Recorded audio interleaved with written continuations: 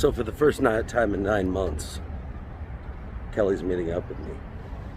My BFF I haven't seen since quarantine started. She's willing to step out into public life. I'm a little excited. She exists. I do. I got a whole new best friend. Doing all this other stuff now. Whatever. But there's still room in my heart. He never really left. Number one right here. That's only a little second.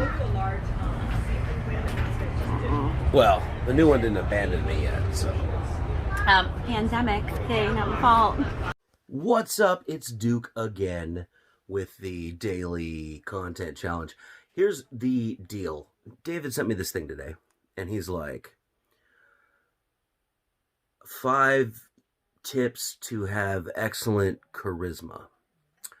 And I'm like, well, I guess I can go into some of the old pickup stuff, or I can go into some of the newer, like, public speaking stuff. But as far as like a daily challenge for you guys, I'm not sure that all of those things are going to be particularly relevant. So I thought I'd come up with a story today that happened to me just 45 minutes ago and explain the one key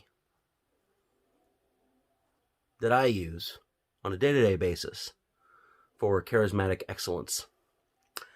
So here goes. There I was. I'm sitting there at the local bar after jiu-jitsu. A little black eye right now. It's bad news. After jiu-jitsu and watching Gossip Girl with the girls, and I'm there with my guitarist. If you guys don't know, I'm doing a music thing, so we're pushing really hard to get an album out by the end of the year. I'm there with my guitarist, and he comes out and he's like, "You gotta come in here, bro. You gotta come in here." So I fucking roll in there, because, you know, when Manny speaks, the people listen. Anyway, he drags me into the fucking place, and he's like, "I found us a female vocalist." So I'm like, all right, well, we have a few of those. Let's meet this person. And so she's singing Evanescence at the top of her lungs, and she's really good. And whatever. So I walk in, I introduce myself, and I get cut off by this guy who's hanging out with her. And he's cool as fuck, whatever. But he's really pretentious. He's immediately like really challenging, really dismissive, right? He's trying to control the frame in a very clear way, right? It's he's like, "Oh yeah, so you do music or some shit?" Like, you know, and I'm like, "Yeah." And he's like, "So, you know, how many gigs did you done?" Right? And I'm like, "None, 0. You know, I'm like fucking honest. And he's like, "Oh, okay, well, you know, we don't want to waste our time with anything, and I'm her manager." And I'm like, "Okay, great, cool." And then he proceeds to backturn me and then talk to the bartender for the next 3.5 minutes. And then when she tries to engage, he cuts her off and then like ignores me again. And I mean, I don't really have an ego about it. Like, if it works, it works. If it doesn't, it doesn't. But how am I going to flip the situation so that I don't really necessarily need control as far as like frame control is concerned, but we have to get out of this point where we just spent, you know, 3 to 5 minutes with somebody and then they're useless, right? Like, I am definitely not useless to virtually anybody who meets me.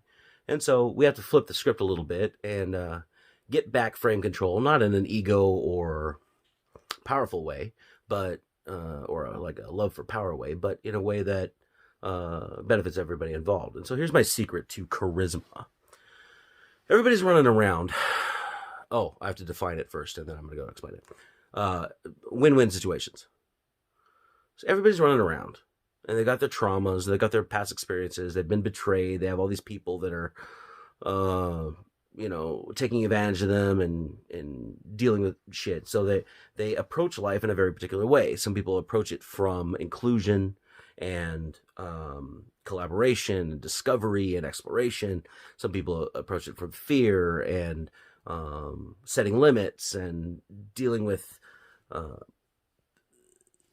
kind of looking at the world as combat, and then making sure they come up on the winning end of it all. And they do it because of their past experiences and because of the trauma and shit. And so you have to kind of figure out what they're actually fearful of if they're operating from that fear space, or you have to figure out what they want out of this interaction and then figure out how to give it to them. Like it's pretty simple, but whenever I see two people, like when I'm coaching and there's like relationships involved, or when I'm in a business deal and that relationship is involved, every time I see two people come at it from a combat standpoint and they start sizing each other up, that only works until the definition is there. Like once you size somebody up and then you make a decision on who they are and, you know, how they can help you, then after that, you need to move forward. Otherwise, everything just sort of stagnates and it becomes this weird, like, power struggle battle thing, right?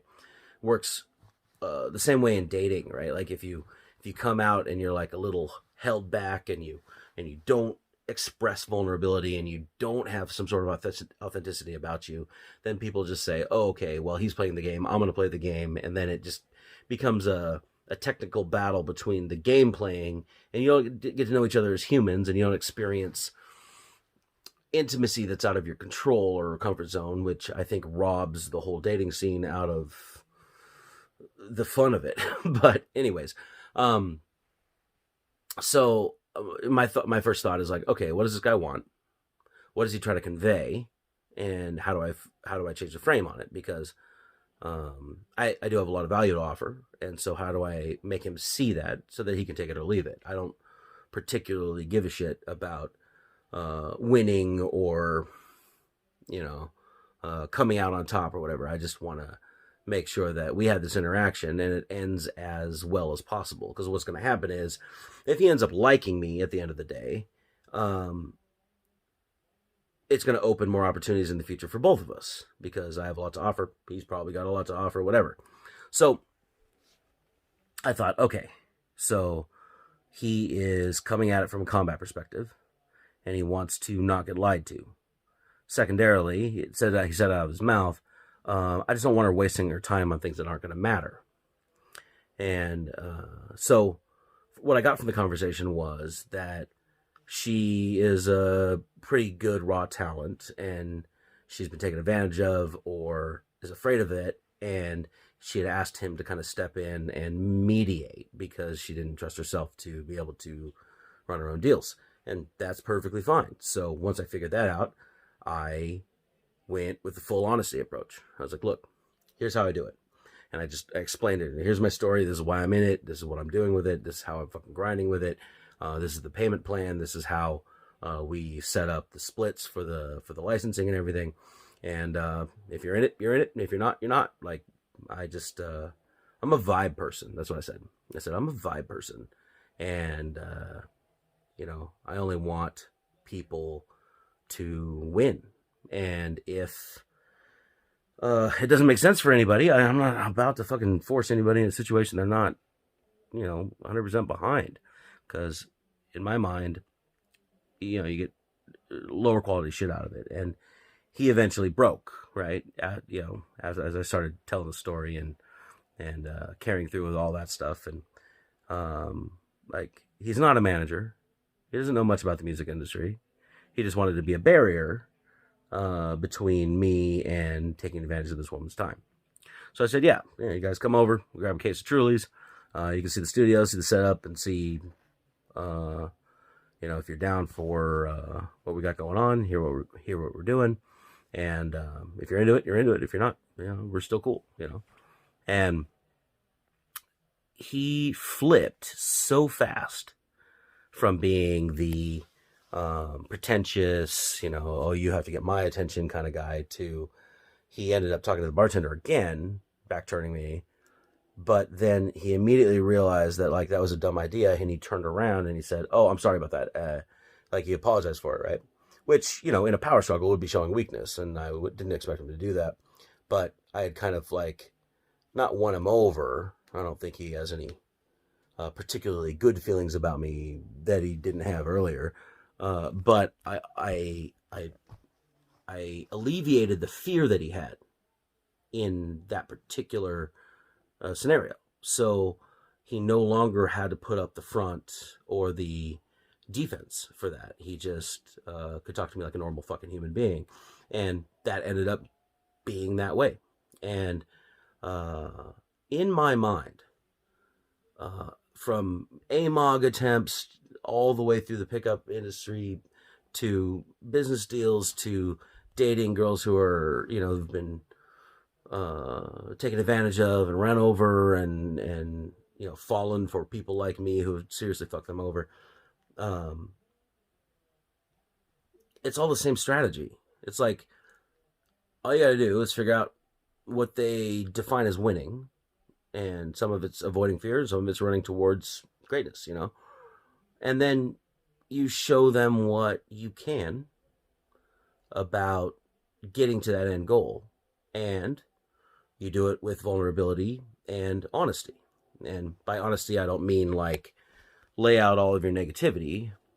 Like, I could have said something along the lines of, oh, I started making music 4 months ago. I don't know what the fuck I'm doing, right? I didn't say that because I do know what I'm doing to a certain extent. I didn't like downplay my life.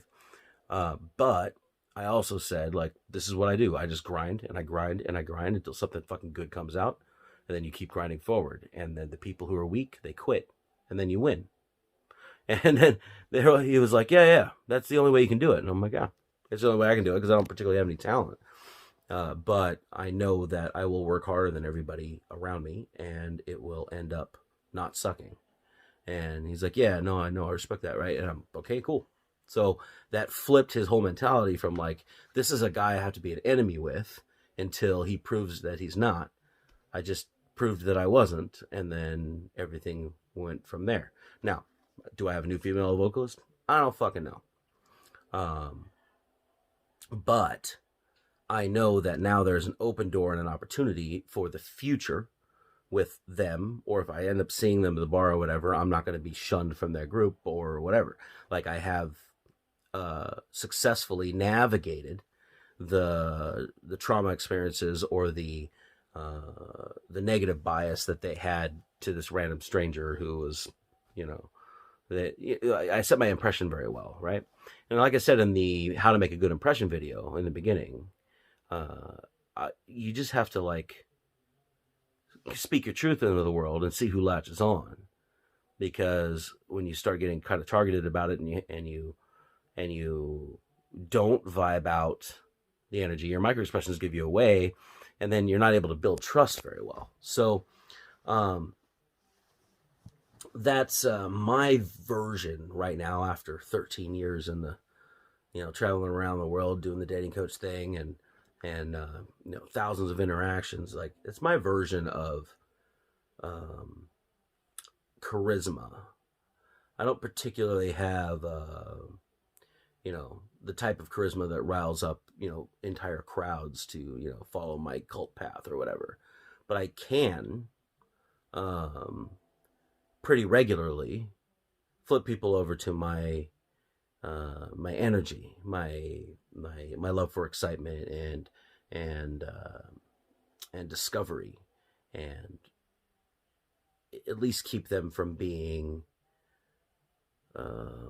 wary of or hating on me. So in my mind, that's how we do the charisma thing. There's a bunch of technical tactics you can use, and keeping eye contact, and speaking with good vocal tonality, and eliciting topics for the subjects of what they want to talk about, and all that stuff. But the core fundamentals of it is you have to figure out how to help people win, or at least to avoid losing.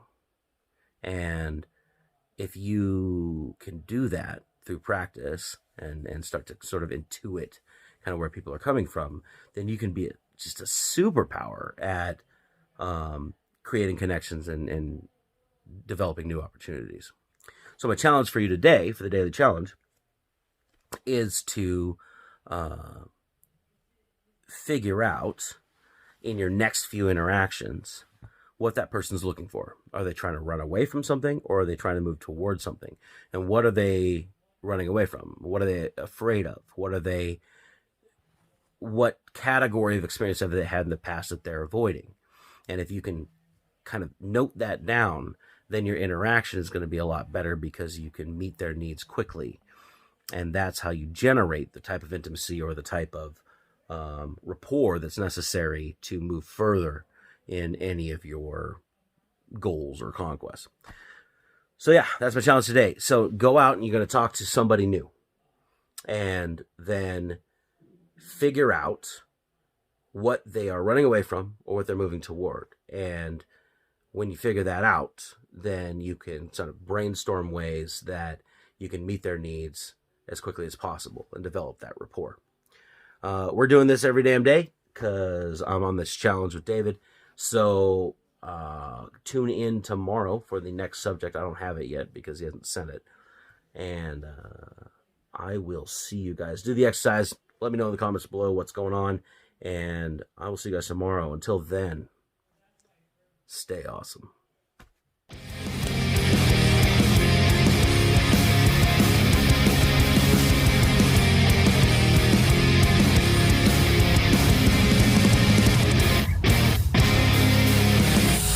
Light up the past just like a cigarette.